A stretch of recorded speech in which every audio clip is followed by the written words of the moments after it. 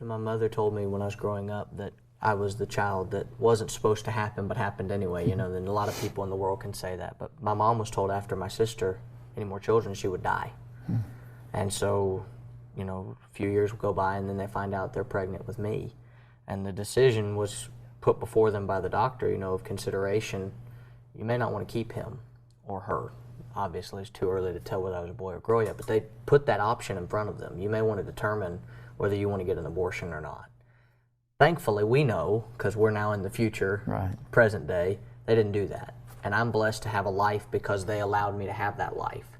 But in our world today, one of the most prominent, popular, and literally easiest of accesses of sins with the least amount of consequences is abortion. And as far as consequences on the person who's getting the abortion, Right. you know, if I wanted to tell my wife to go get an abortion, there's not really that much of a difficulty to do it. And so this is a huge prevalent problem that exists in our world today. And there are a lot of questions and a lot of people that throw out different things with it. In fact, just to kind of set the tone for this, right before this program, right before we started talking, I uploaded the number of abortion and abortion counter, and since we've been talking, 143 people have died. Since we've been talking. And worldwide this year, there have been 35,446,264. Worldwide today, 45,670. And of course, I'm not going to be accurate because every second it rises. It's going up. And so we have to understand something. This is the most insane amount of murder that happens every day and is not even called murder. And so I want to look at some arguments that are presented, some questions that are asked, and I want it to be understood. I sympathize with anyone who has faced difficulty and has gotten pregnant as a result. And we're going to get into that in a little bit. But I want to first ask, you know, what would you do if someone says it's my body, so isn't it my choice? And I want to get to that, but let me preface my statement. My birthday is January 25th, 1973. January 22nd, 1973 is when the decision Roe v. Wade came down to allow murder of innocent life. And I'm thankful to my parents that they certainly, you know, chose to have me, and I'm glad that to be here and to be blessed by God in that way. And I'm so thankful for my parents. You know, it wasn't readily available to them, you know, earlier in that year when I was still in the womb, no doubt. But that date is so close to my birthday. I've always thought about that. You know, this question or this statement, it's my body, so it's my choice, and we hear that shouted by especially the feminist movement, and it's my body. Well, in one sense, it is. In another sense, it's not, and that's what I want to spend a moment or two talking about. You know, God created male and female, never intended that we would take or kill innocent life. No catchphrase made by someone who is emotional, a movement that is spurred on such a sometimes, you know, we've seen in the news in recent months and the past couple of years especially, just almost violent movements, you know, while there's at the same time shouting, "It's my body." But no catchphrase made by an emotional, spurred on individual fighting for a supposed right to kill innocent is going to be made okay with God. And it shouldn't be okay with us. Right. And so I think about, let's look at Psalm 139 for just a moment. And the psalmist declares, you know, while certainly praising God for all that God has done, and we find Psalm 139 and beginning in verse 13, "For thou hast possessed my reins, thou hast covered me in my mother's womb." He was a child. He was a soul given by God in his mother's womb. And David here is referring to himself in the womb. And he says, I will praise thee. I'm fearfully and wonderfully made. Marvelous are thy works, that my soul knoweth right well. He says, I know right well. I am blessed. I'm wonderfully made. Well, God made him. And so that shout doesn't carry much weight with God that many shout today. And I think about, God knew him in the womb. Job makes a similar statement, or it's recorded in Job, a similar statement. Did not he that made me in the womb make him? Job 31, verse 15. And we have to remember, it takes two individuals, a male and a female, for pregnancy to occur. And sinful actions often, though, beget other sinful actions. Sure. But it doesn't have to be that way. And it's certainly not okay with God. Somewhere down the road, we have to stop the progress of sin. Mm-hmm. And, the initial reaction to, oh no, I'm pregnant, should be a red flag that goes off to say, I've been doing something wrong. Mm-hmm. I need to do something different. I need to change my ways. And I need to think about this differently and not go down some other sinful road to try to, maybe as David did in the Old Testament, to try to cover up what has been done. Yes, a mistake was made, but that is a life. And now you're in charge of that life. You can. There are other options that are there besides taking that innocent life. And I think about what the wise man would say in Proverbs chapter 6. And I think this is so very clear. And verse 16, he begins by saying, "These 6 things doth the Lord hate." And the word hate, we don't usually use that word like that. That's a strong word, hate. "Yea, 7 are an abomination unto him." 7 things that God hates. 7 things that are an abomination. And you start going through this list. A proud look, a lying tongue, hands that shed innocent blood. Something that God absolutely hates and considers an abomination. I don't think it's any more plain. Is there any more innocent life that you could think of than that life that's in the womb? I can't fathom any other life that's more innocent than that. And this is something that the wise man Solomon says that God absolutely hates the shedding of innocent blood. I mean, it made the top 3. Yes. Usually when we rank things, Sure. we rank them, one. If I'm going to rank the top college football teams, I'm not going to start with number 7. Right. I'm going to start with number 1. Who's the best? It made the top 3. Yeah, and that's not the only on the list. A heart that deviseth the wicked imagination, because, and even to follow that, feet that are swift running into mischief. There's that mischief out there, and that's what led to obviously this problem. But also then devising wicked imaginations. The ways that many have come up with to abort a child. If you just do some study on abortion itself, that heinous act that's taking place. It's such an atrocity. I can't even imagine. And I remember years ago seeing a graphic of this many war, this many lives were lost. In this particular war, this many lives were lost. And it goes on down through all of our wars that have been fought in the United States alone, just not even going beyond that.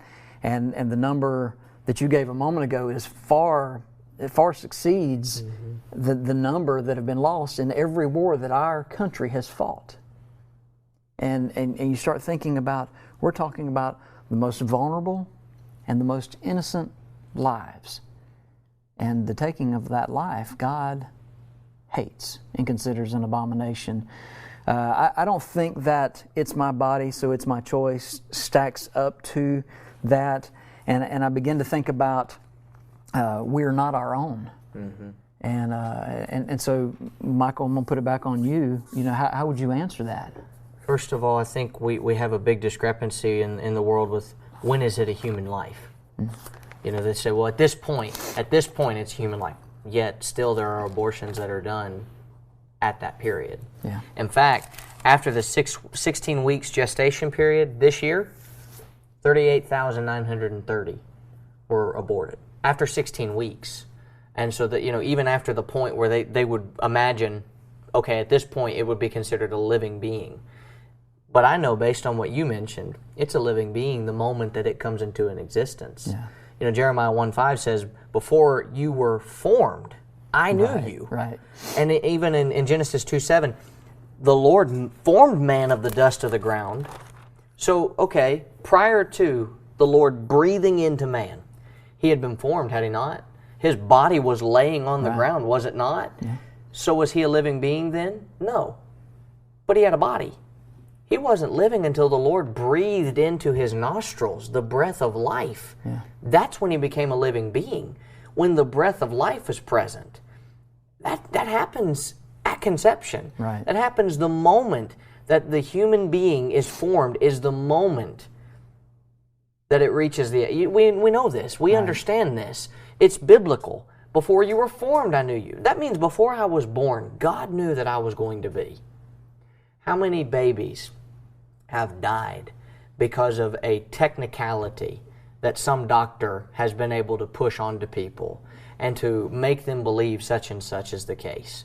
Years ago, you could have said, have you Snopes that? Have you checked Snopes on that? Nowadays, we don't say that anymore because we've even found out recently they're not very accurate. Right.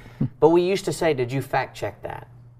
Okay, if I have an agenda, I'll say anything to push that agenda.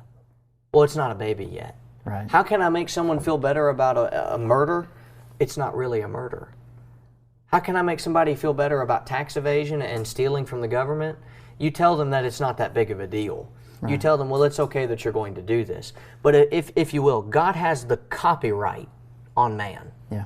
God formed man. God created man. He's the only one that can do it. It's patent pending. There is no one else that can come through and say, I'm going to do that.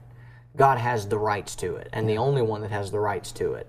Therefore, then he has the right to tell me what to do with the body that he gave me. I want you to notice Ecclesiastes 12 and verse 7 where it says, then the dust, this is talking about at death, the dust will return to the earth as it was. You remember Genesis 2:7 says he formed man out of the dust of the ground.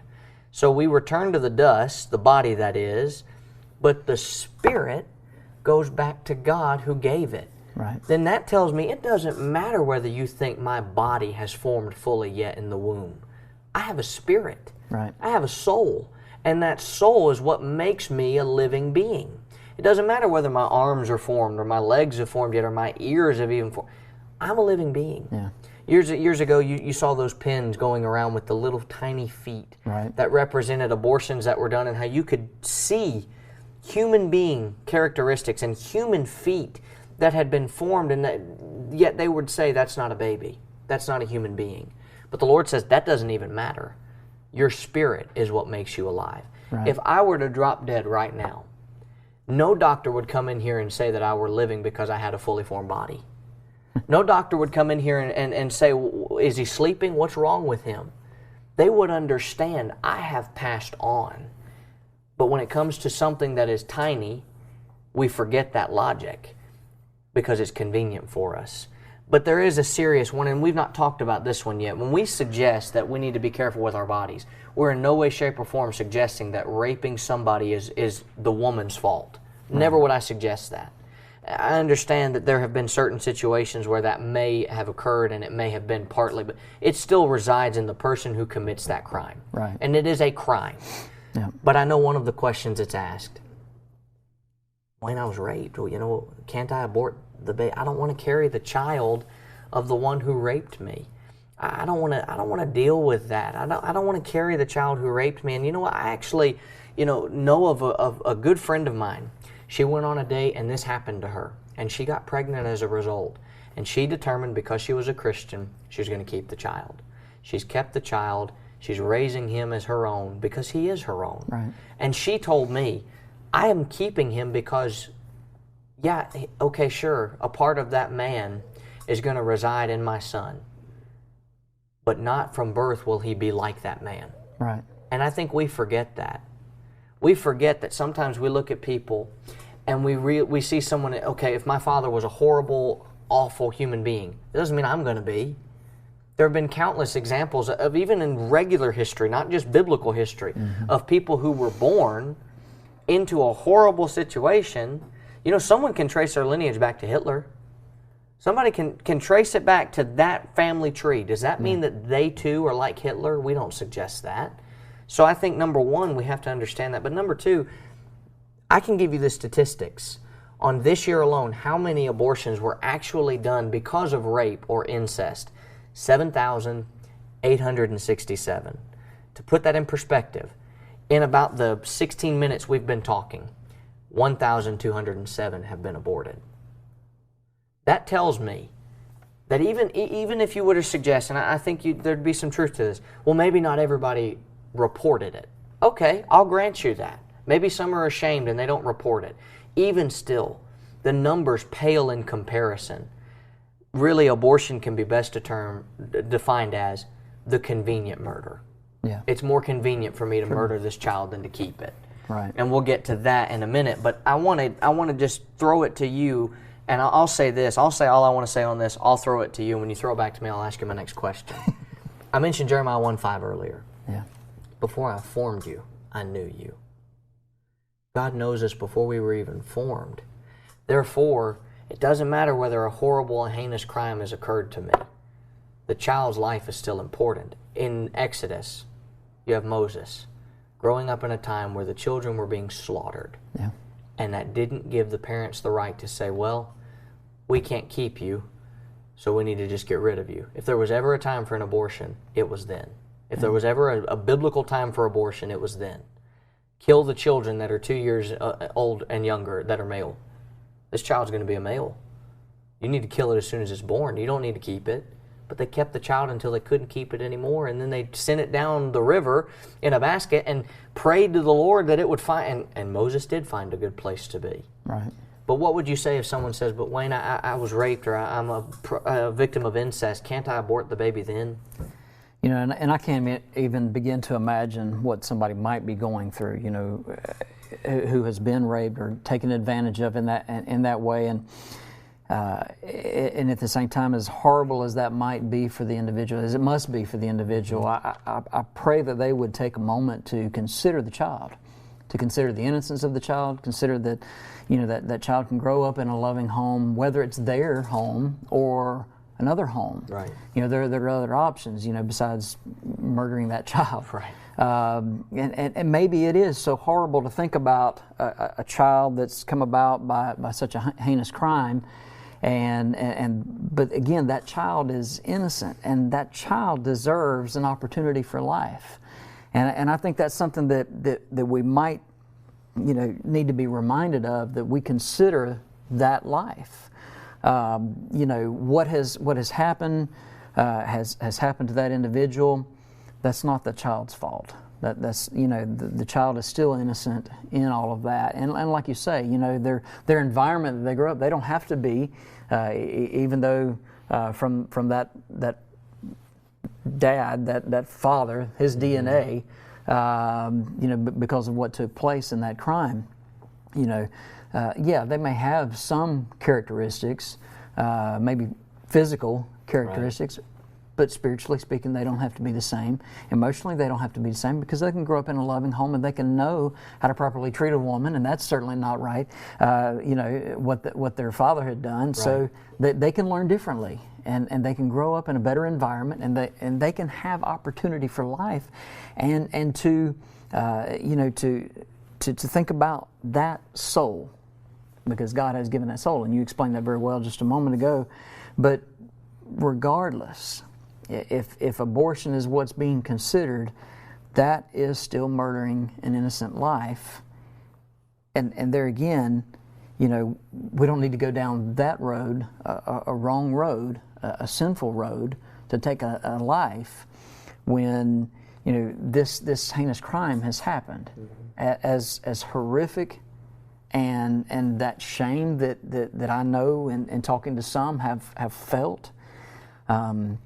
And I all I can do is try to put myself in their shoes in some way, but and I know that it has to be horrific what they're going through, but please consider the child in that, and what would be best for them to have that opportunity for life, not take that away from them because of something that has happened to us or to that girl.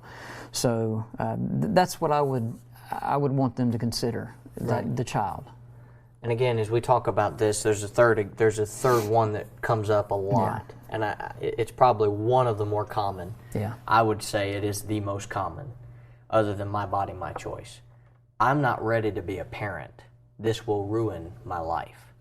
Now, I'm going to start prefacing this by saying, and then I want to throw it to you and see what you have to say, but you look at 1 Timothy 5:22, which talks about, do not lay hands on anyone hastily, nor share in other people's sins. Keep yourself pure. Okay. If I am then to understand that purity means clean, like a wedding dress, no spot, no blemish, then that means that then there is a specific way that I can be pure. Right. Because otherwise, why would Paul tell Timothy by inspiration of the Holy Spirit, hey, you keep yourself pure, by the way, you can't do it. Just thought I'd tell you. Yeah. That'd be cruel. Obviously, we can keep ourselves pure. So, Wayne, what would you do if someone says, I'm not ready to be a parent, it's going to ruin my life? Well, and it's very true that individuals may not be ready to be parents. Then they need to not be in that situation where parenting is the next step. Right. And keeping oneself pure, obviously, is going to prevent just such a situation as that, not being ready to be a parent. But do you want to be a murderer? And you know, and that seems, and I don't want to come across that. I don't want that to sound harsh. Well, but I don't know how else to say it. Right. But you know, the question is, okay, well, I'm not being pure, so I found myself in this situation, but I'm not ready to be a parent. Well, are you ready to be a murderer? Right. And I don't know of anybody who would say, yeah, I'm ready to be a murderer. And so we don't want to go down that road as well, because again, we're talking about taking an innocent life. You know, that baby can have a life ahead of them, and you know, adoption is, you know, an opportunity. There are plenty of children who come into this world who are not aborted, who need homes, and you know, we see children's homes all the time. You know, we support children's homes, and we try to help. And care for those children, make sure their needs are met in some way, you know, while they're looking for a home to be a part of. And so, you know, we certainly need to, if you're not ready to be a parent, then stay out of that situation that would lead down that road to begin with. You know, while we're talking about that, you know, one mistake was made, we don't need to make another. Mm-hmm. And sometimes the question, and I'm just going to real brief mention this, sometimes it's brought up that as men, we're talking about this as guys. Right. And so, and I realize that that's hard for people maybe to accept and take, but I found this article on desiringgod.org. But just real quick, he makes 7 points why men have a right to be in this argument, to have this conversation. And I won't cover all of them, but several of them, and they're all really good, what he talks about here, but the fact that we were all once in the womb gives us some perspective to talk about these things.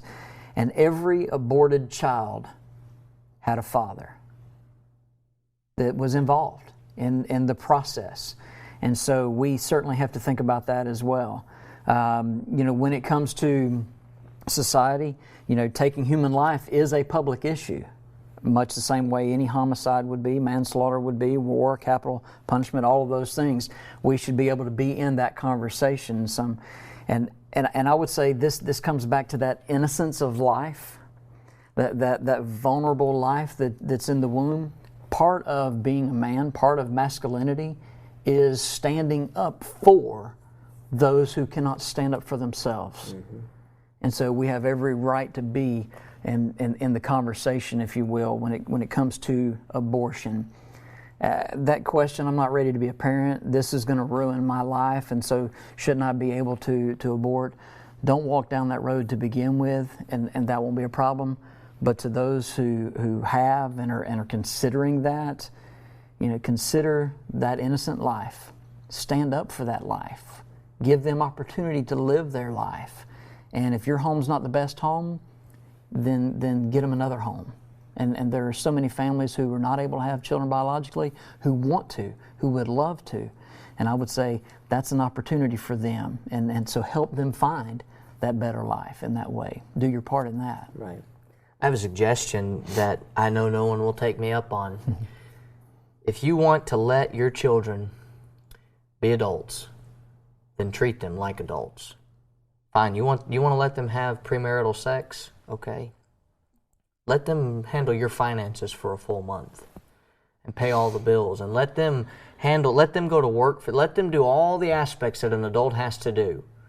Because when you start to act like an adult, very quickly you will have to become one. Right. Now, when we were little, we would play house, and we would, with our friends, and we would play like we were an adults. Or for me, I would pretend to be dad, and I would preach in the house and act as though we're at worship. And that's me pretending to be an adult. But the moment I became an adult, the moment I hit my adulthood, and I had to go out into the world on my own, I was like, please let me go back to being a kid. Right. I don't want to do this anymore. I don't want to be an adult anymore. Not because I had a baby or anything like that, but because there were bills to pay and all these kinds of things. And we forget the responsibility of it. That's right. We forget that, okay, sure, having the opportunity to be promiscuous with the opposite sex is an enjoyable and pleasurable thing. God intended it to be with your spouse. Yeah. Because when you look in Genesis 1:28, God forms man and woman, and He says, be fruitful and multiply. They're married. There's no one else that they could be with. They're married to one another. God married them. Yep. And He says, you be fruitful and multiply. You have the right to have children. Jesus would say in Matthew 19:4-6, haven't you read that in the beginning God made them male and female? And for this cause shall man leave father and mother and cleave unto his girlfriend, to his fiance, to his buddy that he's shacking up with because he loves her and doesn't want to put a ring on it because most statistics on marriage end in divorce. No, his wife. Yeah. His wife. You want to have a baby, you want to take part in having, intercourse and all those things that God has intended, that's fine. You've got to bear the responsibility, though, that comes with it. And if you're going to do these actions, it's the same as if someone is involved in drugs or involved in drinking a lot. Don't be shocked when your liver fails. Don't be shocked if you're constantly shooting a particular drug, if all of a sudden your body can't take it anymore and you overdose. And maybe you're thankfully brought back, but you can't sit there and then say, how'd this happen? But we do that with pregnancy. How in the world did we get pregnant? Yeah. Do we really have to think about it? Do we really have to ask that question? Wayne, I think about it. In the last 28 minutes, 2,100 plus have died. That's worldwide. That's worldwide. I can't fathom that. There's a problem. You use the argument, it will ruin my life. Stop ruining the lives of the babies that we're killing. Yeah. Sure, they get to go be with Jesus, but we're ruining their chance at helping this world be a better place. Right. Stop ruining your own life by getting yourself into that situation. Absolutely. So we have a responsibility.